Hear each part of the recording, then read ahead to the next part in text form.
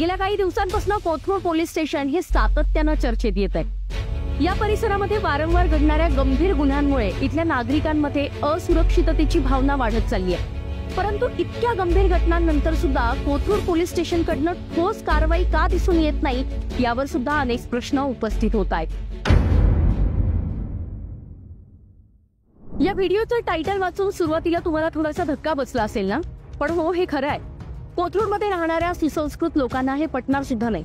मात्र पुण्यातल्या याच कोथरूडमध्ये आमदार राहत आहेत, खासदार राहत आहेत, इतकंच काय मंत्री सुद्धा राहत आहेत, तरी सुद्धा पुण्यातलं हे कोथरूड इतकं असुरक्षित का झालंय असा प्रश्न आता सध्या पडतोय।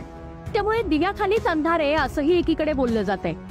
पुणे शहरातला कोथरूडचा परिसर हा तसा शांत, सुसंस्कृत आणि सुशिक्षित लोकांचा असा ओळखला जायचा। शहरातल्या मध्यवर्ती पेठांमधल्या बाजारपेठा वाढल्या, त्या विस्तारल्या आणि इथले नागरिक जे आहेत ते शांततेसाठी कोथरूडमध्ये स्थिरावले। पेन्शनरांचं पुणे असं ओळख जी पुण्याला मिळाली आहे, ती ओळख मिळवून देण्यामध्ये सुद्धा कोथरूडचा तसा मोठा वाटा आहे। मात्र हेच कोथरूड मागच्या अनेक वर्षांमध्ये चर्चेत येत आहे ते गुन्हेगारीच्या घटनांमुळे। गेल्या काही दिवसांपासून कोथरूड पोलीस स्टेशन हे सातत्यानं चर्चेत येत आहे।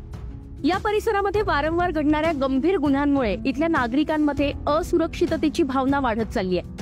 परंतु इतक्या गंभीर घटनांनंतर सुद्धा कोथरूड पोलीस स्टेशनकडनं ठोस कारवाई का दिसून येत नाही, यावर सुद्धा अनेक प्रश्न उपस्थित होत आहेत। आणि आज हे सांगायचं कारण म्हणजे कोथरूडमध्ये एक धक्कादायक प्रकार उघडकीस आलेला आहे। एका तरुणानं हातामध्ये बंदूक घेऊन सोसायटीमध्ये प्रवेश केलाय, त्याचा जो व्हिडिओ आहे तो आता समोर आलेला आहे। या घटनांमुळे कोथरूडचा परिसर हा गुंडगिरीच्या छायेखाली असल्याचंही एकीकडे स्पष्ट होत आहे। अगदी काही दिवसांपूर्वीच निलेश घाईवळ टोळीतल्या काही सदस्यांनी सर्वसामान्य नागरिकांना टार्गेट केलं होतं। त्यांना मारहाण करत गोळीबार केल्याची धक्कादायक घटना काही दिवसांपूर्वी घडली होती। एकूणच काय तर पुणे शहरामध्ये गुन्हेगारीचा आलेख वाढत चाललाय। वनराज आंदेकरची हत्या असू देत किंवा त्याच्याच हत्येचा बदला म्हणून नुकतीच झालेली त्याच्या सख्ख्या भाच्याची म्हणजे आयुष कोंकरची हत्या असू देत, असे गंभीर गुन्हे जे आहेत ते या शहरामध्ये दिवसेंदिवस वाढत चाललेले आहेत, ज्यामध्ये कोथरूडचा वाटा हा मोठा आहे। मागच्या काही वर्षांमध्ये पुणे शहराच्या उपनगरांमध्ये नव्याने जवळपास 81 टोळ्यांचा उदय झालेला आहे आणि त्यामध्ये सगळ्यात धक्कादायक बाब अशी आहे की या टोळ्यांचं प्रमुख ठिकाण ठरतंय ते म्हणजे कोथरूडच आणि त्याच्या आसपासचा जो परिसर आहे तो पण।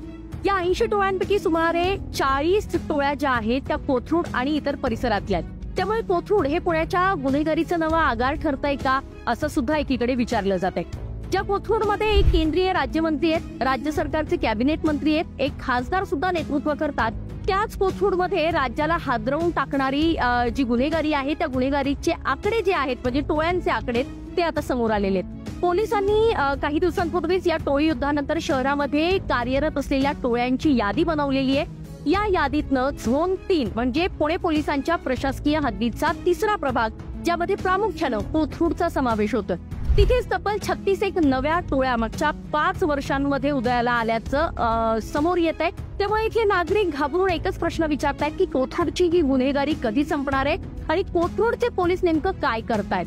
कोथरूड परिसरातल्या गुंडांना आता पोलिसांचा धाक राहिलेला नाही, हे मागच्या अनेक दिवसांमध्ये जे गुन्हे घडलेले आहेत त्या गुन्ह्यांवरनं हे स्पष्टपणे दिसूनही येत आहे। पुण्याचे पोलीस आयुक्त अमितेश कुमार जेव्हा पोलीस आयुक्त म्हणून पुण्यामध्ये नियुक्त झाले त्यावेळी त्यांनी रेकॉर्डवरच्या सगळ्या गुन्हेगारांची परेड घेतली होती आणि त्यानंतर पुण्यातल्या या गुन्हेगारीचं चित्र थोडं बदलेल असं वाटलं होतं। मात्र तसं होताना मागच्या अनेक काही वर्षांमध्ये दिसून आलेलं नाहीये। वारंवार गंभीर गुन्हे हे घडतायत आणि या पोलीस ठाण्याच्या म्हणजे कोथरूड पोलीस ठाण्याचा आपण विशेष करून बोलतोय, या पोलीस ठाण्याच्या वरिष्ठ अधिकाऱ्यांवर सुद्धा कुठलीच ठोस कारवाई अद्यापही झालेली दिसून येत नाहीये। अगदी अलीकडचं उदाहरण द्यायचं झालं तर नवरात्र सुरू होते आणि यावेळी डीजेच्या आवाजामुळे कोथरूड मधल्या काही नागरिकांना त्रास होतो म्हणून भाजपच्या खासदार मेधा कुलकर्णी या थेट एका गरब्याच्या कार्यक्रमामध्ये गेल्या होत्या आणि तो कार्यक्रम त्यांनी चक्क बंद पाडला होता। त्यांच्या या कृतीचं अनेक जणांनी कौतुकही केलं होतं। मात्र कोथरूडची गुन्हेगारी कमी करण्यासाठी असाच जर काही पुढाकार घेतला तर कदाचित हे चित्र जे आहे ते बदललं जाऊ शकतं। कोथरूडमध्ये भाजपचे 2 खासदार, एक आमदार राहतात, त्यांनी आणि पुण्याच्या पालकमंत्र्यांनी, विशेष करून पालकमंत्र्यांनी यामध्ये जर लक्ष घातलं तर कदाचित हा प्रश्न लवकर सुटायला मदत होईल। इतकीच काय ती अपेक्षा आपण सध्या करू शकतो।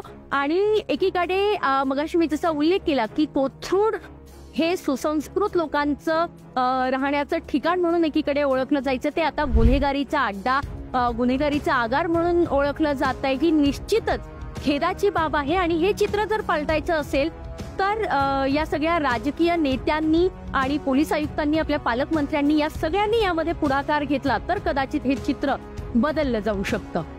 असो, हा व्हिडिओ तुम्हाला कसा वाटला कमेंट बॉक्समध्ये नक्की कळवा. पुण्याहून अश्विनी जाधव केदारी, लोकमत व्हिडिओ.